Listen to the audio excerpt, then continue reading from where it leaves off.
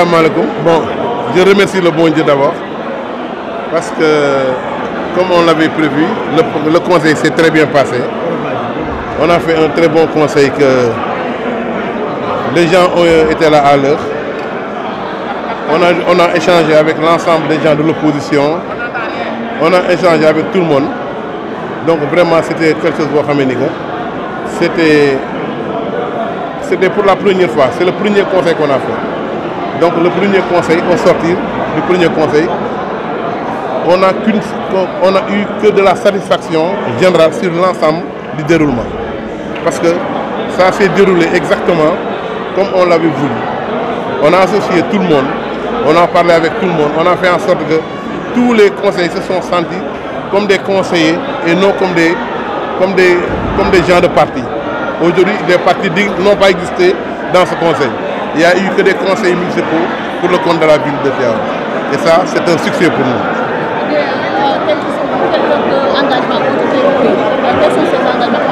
Bon, les engagements qu'on a pris là-dedans, c'est que d'abord, les commissions vont être déroulées, vont exister pendant 1 an. On ne va pas faire des commissions qui vont durer pendant 5 ans. On a fait des commissions qui durent pendant 1 an. Ça nous permet de voir comment le fonctionnement des commissions. Est-ce que les personnes qui ont travaillé normalement dans les commissions tel qu'on le veut dans la commune? Sinon, on les change ou bien on les fait changer par l'année prochaine. Mais c'est à chaque fois que les gens, on sent que les gens sont actifs et qu'ils ont la volonté de pouvoir travailler pour le compte de la ville, c'est bon. Dès l'instant qu'on sent le contraire, là on change. Ensuite, ça nous permet de voir les autres compétences qui sont dans la commune pour pouvoir les intégrer dans les commissions telles qu'on le veut. Vraiment, c'est ce qu'on a voulu faire. Et ça, c'est un premier conseil. Donc l'approche première, c'est de mettre d'abord les gens qu'on connaît.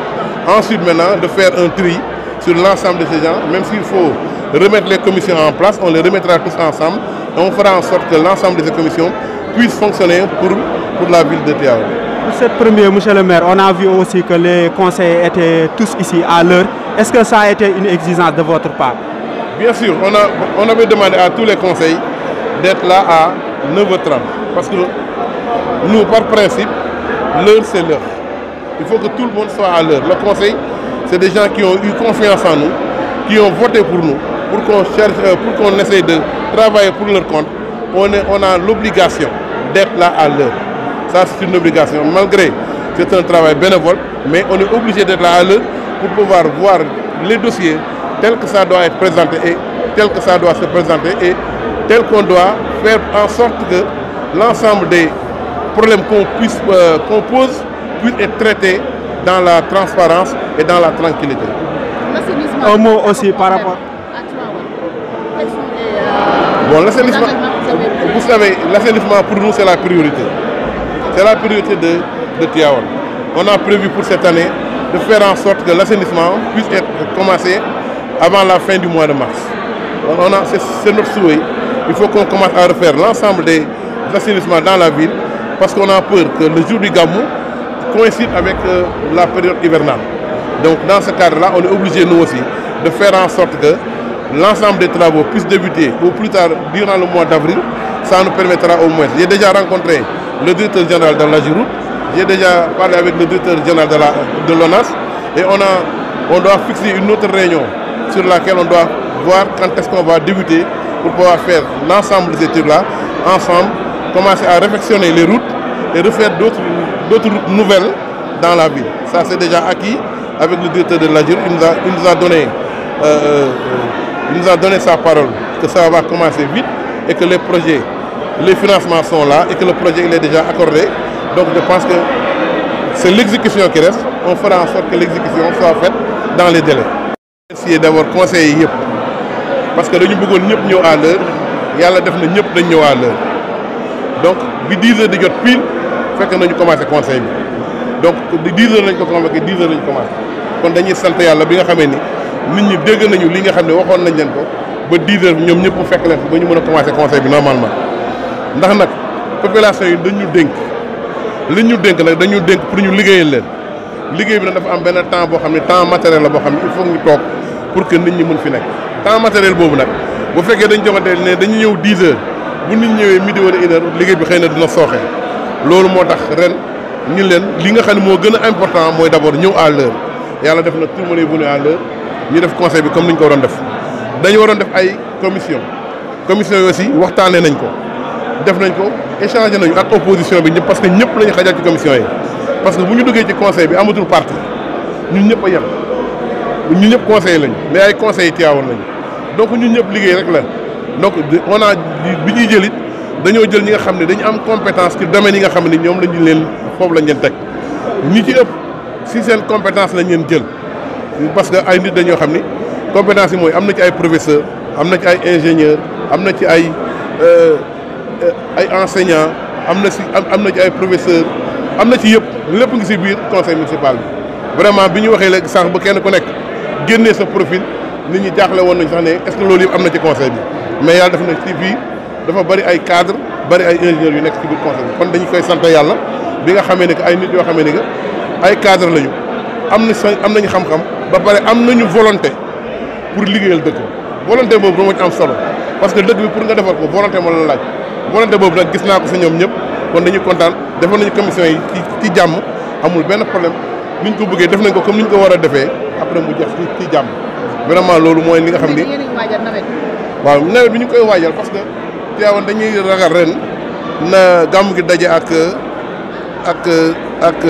gàmmu gi daje ak nawet donc loolu moo tax jot naa dem seeti directeur général AGEROUTE waxtaan ak moom mu xamal ma ni que ñoom ils sont disposés que normalement am nañu ay tali yoo xam ne war nañu ko mun defaral tali yooyu nee na bu ñu góorgóorlu mois d'avril dinañ ko tàmbali bokkul ak réfection yi bokkul ak quartier traditionnel yi ay tali yu bees lay doon yoo xam ne dañ ko def pour yokk ko ci tali yi fi jot am donc loolu waxtaan nañ ci vraiment ba d'accord lim ma doon laaj it mooy que luñ ko def it ñu fexe ba waxtaan ak ONAS jot nañu waxtaan ak waa ONAS am nañu projet boo xam ne defa nañ ko ba pare projet bi génn na am nañu projet bi yëpp nga xam ne eau pluviale bi yëpp fépp boo xam ne am na ndox wala fuy taa ndox ci dëkk bi xam nañ ko assainissement eau pluviale bi defa nañ ko ba pare donc loolu projet boobu jeex na projet boobu si boppam bindoon naa ko demandé financement am bind naa ko benn société internationale bu ñu tuddee JICA déposé naa ko si ñoom pour demander leen benn financement bu 7 milliards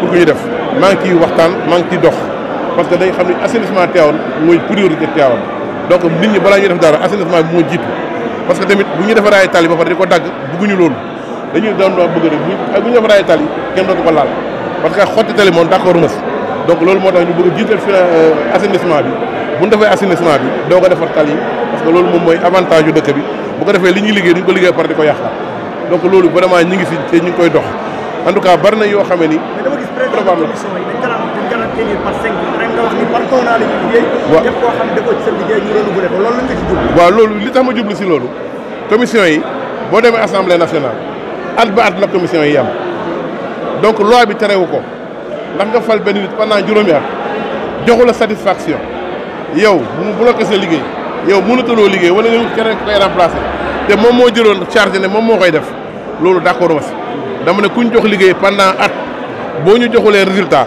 bu ñu defaatee commission yi ñu changé la def keneen parce que fii liggéey lañu woote nit yi woote wu ñu ci leneen ku ñu topp ci liggéey bi alhamdulilah ku ñu topp ci liggéey bi na nga xam ne toppoo ñu ci liggéey bi nga xam ne loolu ñu bàyyi la nga dem defi leneen. président de commission yi da ngaa wax ni dañuy am ay cahier de charge loolu lan nga ci jublu. waaw cahier de charge mooy nit ki boo koy dénk liggéey da nga naan ko lii ma lay liggéeyloo lii laa bëgg nga def lii laa bëgg nga def ci délai bii lii laa bëgg nga def lii laa bëgg nga def ci délai bii commission bu nekk dinañ ko wax ne que lan la ñu bëgg si moom ak lan la ñu war a liggéey tey jii bu fekkee dama jël benn commission muy commission santé wala ma jël commission action sociale wala ma jël benn commission action sociale mun naa wax ni que am na ay néew yu doole yu dëkk ci dëkk bi mënuñu talal loxo mënuñu ñaan mënuñu seet dara ci biir quartier yi la ñuy dëkk ñooñu war na maire yi war na leen a mën a dimbali te fekk dimbali sutura lay doon te nit du ko xam loolu moom mooy action sociale mais action sociale du loo xam ne da koy jéebaane di ko wane si dëkk bi santé am na ñoo xam ne bëgg nañu faju xamuñu fu ñu jaar pour faju am na ñoo xam ne bokkuñu ci mutuelle bi commission santé dana fexe ba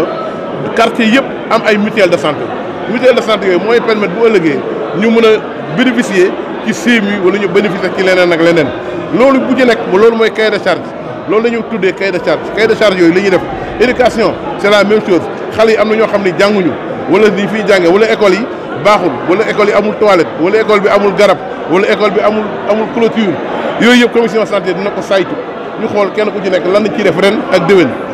am na ay zones yoo xam ne amul ay poste de santé amul amul case de santé loolu yëpp commission yi ñoo koy saytu bu ko commission yi saytoo ba pare ñu indi ko ñun ñu fexe naka lañ koy appliquer naka lañ koy fexe ba teg ko si yoon. lan lañ mën a xaar ci Diop si pour le moment.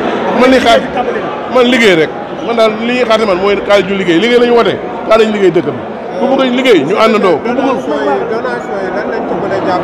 non donation yi moom comme ni ñuy wax dañ koy rafetlu parce que nit yoo xamee ni que da nga dëkk si dëkk bi am sa yéene am sa alal ñëw may ko dëkk bi kontante rek lañ ci gis kontante boobu nag mooy kenn ku ci nekk loo mën a def pour dëkk bi mu avancé dañ ciy kontaan ñu ngi leen di gërëm yéen ñëpp di leen sant asalaamaaleykum.